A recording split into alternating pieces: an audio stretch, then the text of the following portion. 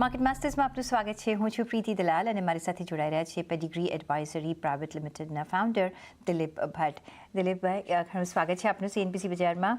અને આજે જંકશન પર અત્યારના માર્કેટ છે, કઈ રીતના સમજવું જોઈએ? શું વધુ માર્કેટને અત્યારના ટ્રબલ કરી રહ્યું છે? જે જીઓપોલિટિકલ વેસ્ટ એશિયા ટેન્શન છે એને લીધે આપણે જોઈ રહ્યા છીએ કે બીજી બાજુ યુએસમાં જે આપણે અહીંયા જે વધારો જોઈ રહ્યા છીએ ફાઇનાન્શિયલ આસ્પેક્ટ પર આપણે જો નજર કરીએ તો બોન્ડ yieldsમાં આપણે વધારો જોઈ રહ્યા છીએ.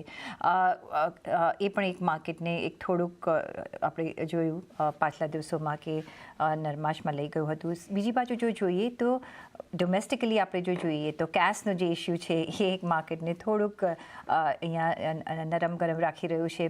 કઈ રીતના જોવું જોઈએ? કારણ કે રિઝલ્ટ સિઝન જો આપણે જોઈએ તો સારી પેન આઉટ થઈ છે. આપણા જે ડોમેસ્ટિક નંબર્સ છે એ પણ મેક્રો નંબર્સ બી સારા આવ્યા છે જે રીતના સિચ્યુએશન છે એ પ્રમાણે. માર્કેટ હવે આગળ વધવા માટે એમને શું પુશ જોઈશે કે કયા કારણો જોઈશે? Thanks a lot, Preeti. મને લાગે છે કે એઝ ફાર એઝ જે માર્કેટ જે છે હમણાં, as what you very rightly say, કે હમણાં they are begging for a direction, કે હજી સુધી કઈ માર્કેટ્સને એકદમ neither it can come down nor it is ready to break out from the top. મને લાગે છે કે એક તો આપણે જોયું કે રિઝલ્ટ સિઝન જેવી રીતે તમે કીધું, I think they were very good. Overall, આપણે આ ક્વાર્ટર પછી we have upgraded our Nifty EPS by almost 2 to 3%, and we are seeing almost about 13% growth in Nifty EPS at the moment. અને એમ જોવા જઈએ તો even the comments made by the management also has been reasonably optimistic. એવું નથી કે they are not optimistic about the future. Credit growth also has been decent, પણ આપણે credit ગ્રોથમાં એક ફેક્ટર જરૂર ફેક્ટર કરવું જોઈએ કે credit growth is also a function of કે હમણાં જે હાઈ ઓઇલ પ્રાઇસીસ છે, OMC ના લોસીસ છે જે ઘણા મોટા છે, પછી high commodity prices. This is a function of all these things which has also led to a high credit growth. પણ મને લાગે માર્કેટને more than any of these factors, I think જે જીઓપોલિટિકલ સિચ્યુએશન જે છે, જેવી રીતે oil is at the level at which what it is, મને લાગે અહીંયા આ લેવલથી ઇન્ડિયાને the expectation is India and all the emerging markets ને હિટ જરૂર થશે. અને that fear is weighing very highly કે એના લીધે કઈ ડિમાન્ડ ડિસરપ્શન આવી જાય, એ આ લેવલ રહેશે તો હજી પ્રાઇસ હાઇક કરવું પડશે ફોર પેટ્રોલ રિલેટેડ પ્રોડક્ટ્સ. અને of course the non settlement of Iran and American war has led to this kind of fear in the market. So મને લાગે છે કે markets are very well balanced. Domestically, મને લાગે બધી you can say they are all green tick marks, but internationally too much of red flags really round the corner. અને એક Indian માર્કેટના ફેવરમાં એટલું કહેવાય કે FIS નું જે ઇન્ટેન્સિટી હતી સેલિંગની એ તો બંધ થઈ ગઈ છે. And now we are seeing intermittent few days, they are buying also in a big way. So net તમે મને પૂછશો તો હું એમ જ કહીશ કે at the moment market is it's in a very narrow range, અને લાગે છે કે હજી થોડી વાર આ રેન્જ આ લેવલ ઉપર રહેશે. અહીંયાથી કઈ બ્રેક ડાઉન કે break out on the upside, મને લાગે we'll still have to wait for the triggers, and that triggers will obviously be the international geopolitical scenario. તો દિલીપભાઈ, then next question would be કે of course અત્યારના internationally આપણે ઘણા બધા red flags જોઈ રહ્યા છીએ. યુ સી ધ ઇકોનોમી બધા they are struggling. Compare to that આપણી ભારતની ઇકોનોમી રેઝિલિયન્ટ રહી છે, ભારતના માર્કેટ્સ રેઝિલિયન્ટ રહ્યા છે. FISને તમે કહ્યું કે જે ઇન્ટરમિટન્ટ ઇનવર્ડ એન્ટ્રી થઈ રહી છે પણ હજી ફૂલ ફોર્સમાં નથી થઈ રહી. At least we should be happy and we should be celebrating કે હવે જે પેલું જે મેજર એક્ઝોડસ હતું એ તો બંધ થઈ ગયું છે. તમને શું લાગે છે કે કયા પરિબળો એફઆઈએસને એક ફૂલ ફોર્સમાં અહીંયા હવે ભારત તરફ આવવાને ઇન્ડ્યુસ કરશે? કારણ કે જો માર્કેટ હવે વેલ કરેક્ટેડ છે, મે બી અત્યારે અહીંયા આપણે બહુ ડાઉનસ્લાઇડ નથી જોઈ રહ્યા. If you are going to go upwards, શું અત્યારના વેલ્યુએશન એમને બરાબર લાગે છે કે હજી એમને મોંઘા લાગે છે? શું જોઈને એ લોકો પરત પાછા ફરશે? હમણાં એક રિસેન્ટલી જે તમે પણ વાંચ્યું હશે, a very well known international broking company જે સર્વે કર્યું એમાં એમ આવ્યું કે India is the list preferred destination for investment. It has replaced Indonesia. મને લાગે this has come a bit too late in the day because મને લાગે most of the selling by FIs is almost done. હજી પણ આવી શકે, બિલકુલ આવી શકે. પણ બિફોર આઈ ગો ફર્ધર, પ્રીતિ, મને એમ તમને કહેવાનું છે કે ઇન્ડિયાનું જે પહેલાની જે સ્થિતિ હતી કે 5 વર્ષ પહેલા કે 6 વર્ષ પહેલા, India had a USP in the IT sector. India had a USP in the banking sector. India had a USP in the pharma sector.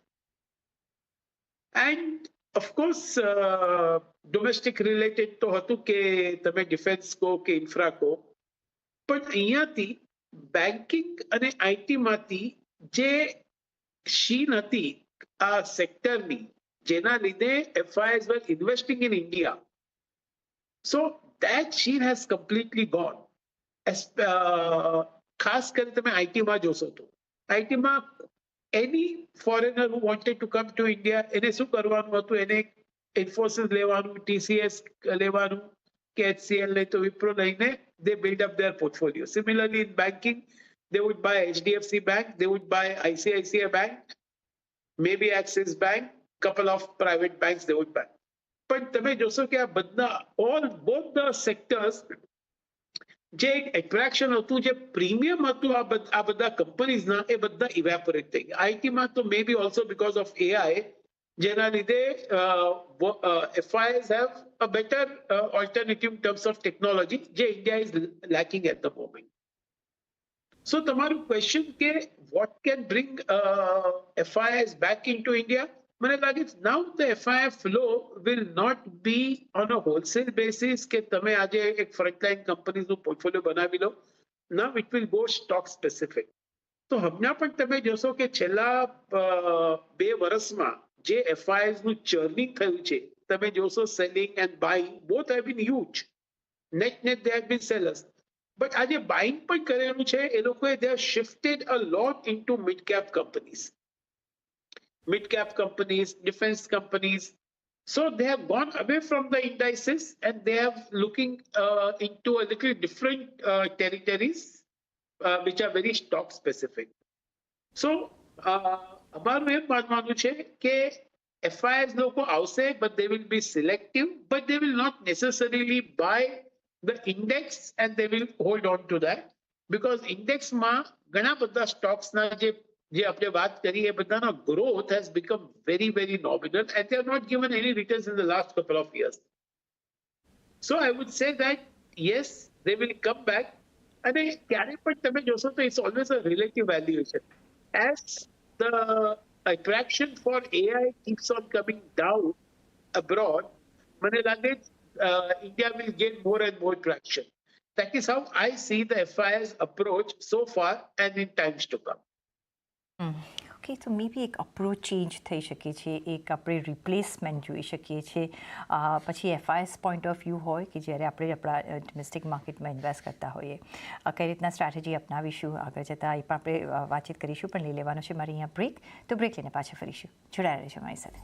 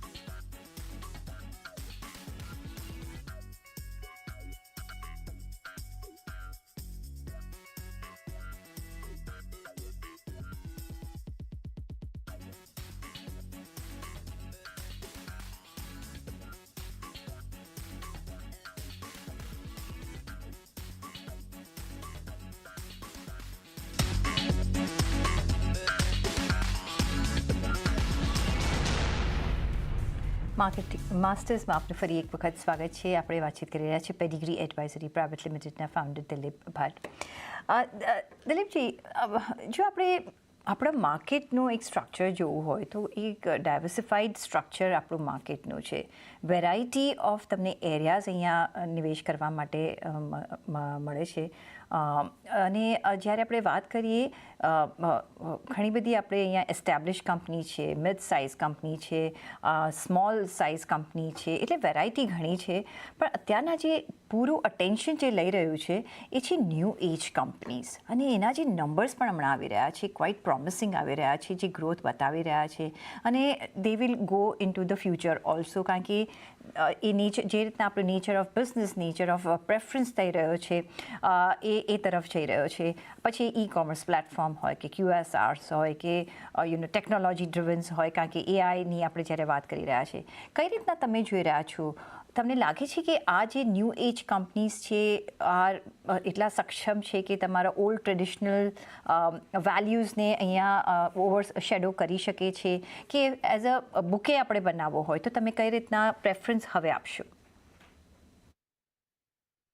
મને લાગે છે જે ન્યૂ એજ કંપની જે છે, તમે પ્લેટફોર્મ કહો કે એઆઈ રિલેટેડ કહો, મને લાગે their growth is actually, જે આપણે જોઈ રહ્યા છે કે quarter on quarter the kind of growth they are showing, I think that growth is something જે બધાને કોન્ફિડન્સ ઇન્સ્પાયર કરે છે.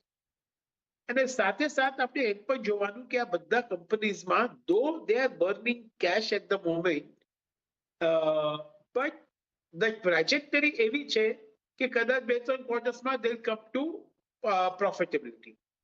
અને આ બધા ઘણા બધા કંપનીઝમાં the cash in the books also is very good, so it gives you a comfort. The growth will not be sacrificed because they have the cash, which even if they have to burn, they will burn. But at least these companies, size wise, they can become very big. So આ sector અને આવા કંપનીઝને ignore કરવાનું બહુ difficult હશે. અને મારા હિસાબે તો હમણાં તમારું 10 to 20% ના વચમાં પોર્ટફોલિયોમાં આ ન્યૂ એજ કંપનીઝ રહેવી જ જોઈએ, because they are not cheap, because એને વેલ્યુ કરવાનું હોય તો you have to evaluate the number of times of sales or say a future EBITDA, and you have to see the cash flows. But અમને લાગે છે કે આ બધા કંપનીઝમાં ગ્રેજ્યુઅલી ઇન્વેસ્ટ કરીને હજી you can take a 2 to 3 years view, and અમને લાગે 2 to 3 years માં they will show very good growth in the top line, bottom line also, possibly they will come back into profits, but the growth itself will help them to play the operating leverage in times to come. તો મને લાગે આ બધા company જે કંઈ તમે sector mention કરો છો, whether it is AI related, platform, e-commerce, I think one should have at least 10 to 20% of your investment in these kind of companies. આ બધી જે કંપનીઝ છે અથવા જે ગ્રોથ પ્રોપેન્સિટી વધારે દેખાડી શકે છે એ બધી મિડ સાઇઝ અને સ્મોલ સાઇઝ કંપનીઝ છે. અને અત્યારના આપણે જો જોઈએ તો લાર્જ કેપમાં ભલે વેલ્યુએશન ઓછા હોય પણ જે કોન્સન્ટ્રેશન જે જઈ રહ્યું છે અને જે બાઇંગ ઇન્ટરેસ્ટ જે આવી રહ્યો છે because of their growth structure, એ મિડ સાઇઝમાં આવી રહ્યો છે કે સ્મોલ સાઇઝ પર આવી રહ્યો છે. કઈ રીતના તમે અહીંયા એલોકેશન શું વધારવાની અત્યારના એડવાઇસ આપી રહ્યા છો? ઇફ યસ, કેટલું હવે રેશિયોમાં તમારો પોર્ટફોલિયો હોવો જોઈએ બિટવીન મિડ, લાર્જ અને સ્મોલ કેપ? છેલ્લા 3 વર્ષમાં તમે જોશો તો એ બધાને ખબર જ છે કે frontline has given the poorest returns, and it is the mid cap and the micro cap which has really given the mid cap and small caps have given the better returns. એમાં કોઈ doubt નથી કે mid caps also are very exorbitantly valued, બહુ expensive છે આ બધા. ખાસ કરીને મને લાગે આ બધાના કેશ ફ્લોઝ જોવાના, બીકોઝ ઘણા બધા stock are quoting at a very high valuations, અને આ કેવી રીતે કેશ ફ્લો મેનેજ કરશે એ ચેલેન્જ જરૂર રહેશે. એસ્પેશિયલી તમે જોશો કે weather it is a small defence company or aerospace company, ખાસ કરીને એ બધાના બેલેન્સ શીટ્સમાં તમે વર્કિંગ કેપિટલ જોશો તો working capital is posing a good challenge કે કેવી રીતે આ ગ્રોથ હશે. તો મને લાગે છે you have to be selective in this particular mid caps. પણ હું એમ જ કહીશ કે mid caps should be at least 30 to 35% of your portfolio on an overall basis, because ત્યાં visibility વધારે સારી છે, growth સારું છે, અને હજી પણ લાગે છે કે they have a good scope to expand their balance sheets, and that is where the growth will come.